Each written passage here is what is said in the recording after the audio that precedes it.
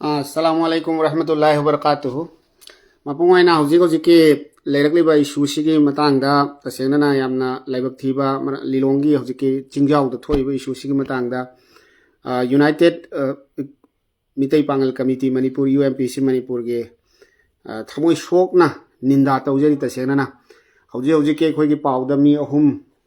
tasengna na makoi kari sumara laijada ba ekoi gi lilongi praja chingjau gi praja ani ahum maral leijada ba khulai paiba mioi sing na maral leijada ba mioi sing bu lambi da chadok ta kaptho ambagi pawama madu ma sab chana leijare natana tu gi mathak tu da mi tara mari manga kulama sokpagi pawama leire hairiba mayam sing si yenga kanda hoji ga khoina kari karam mong da tasengna na mioi kharana adu hairi mioi kharana da hairi haiba dugi wakhal londo pura tok thoga hojik ai khoi kari tawgadage haibadu khanma matam chap chana oi kari tawgadage haibagi arthadi honorable chief minister of manipur na hojing hakim mamangda minute amaga second yang khai gi video ma thadorakre mahak masama ke hoji ki cabinet ke meeting phamaga maral leiba sing chap chana dandi pigani haibu wafam amasu thame maramaduna akhoi gi leikhidriba tawriba mayam sing sidi yamna ninda tawba yaba it's a very condemnable act mioi bagi jati da asuk hakna asumna thoke badi tasena na it's really unfortunate seriously UMPC and myself ai samak se hoji ai so aksang ngai da leijarib ne adu weragasu it is really unfortunate and very condemnable asumaina yamna thamoi mioi bagi minung si yaudaba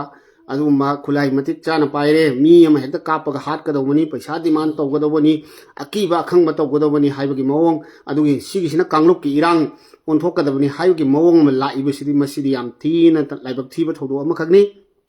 maramaduna mapungmoina ai lilongi praja sing ngaitang sabar tawbiu loina na atop da laibi khriba top praja sing amadi hojik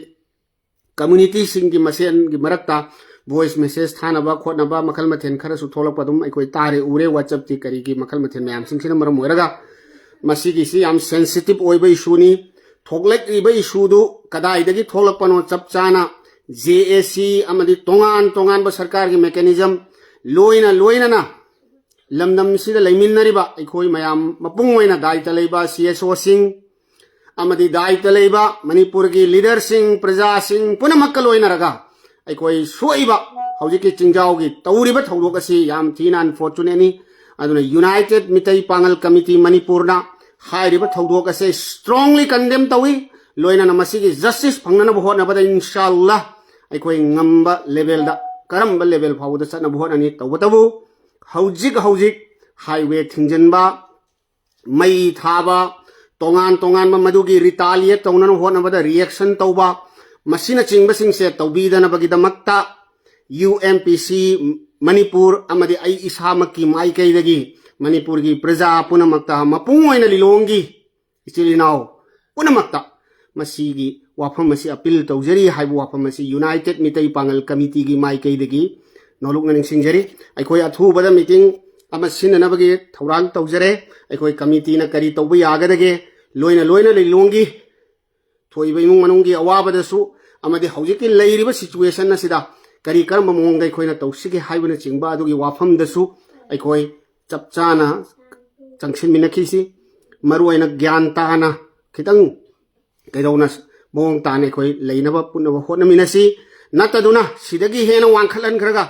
unnecessary oiba ai khoina thohan ningdaba ai khoi gi wakhanda leitaba adu mawong da thokhina bagi mawong do ai khoi singum si haibo wafam si su ai appeal tawjari this is my humble appeal to all the people of Manipur especially to Lilong and elsewhere please calm down for a while tawgadaba mathau khudingmak mapungoina honorable chief minister of Manipur masamak amadi ngasai maming pannariba ai mingoina di panjarage organization oina makhoi desu sentora khrabnina arambai tengol na makhoi gi letter heta amadi makhoi masagi leader dugi Facebook ke account da masamak na hairabani ai khoi asigum bagi thabuk tawkhiba leite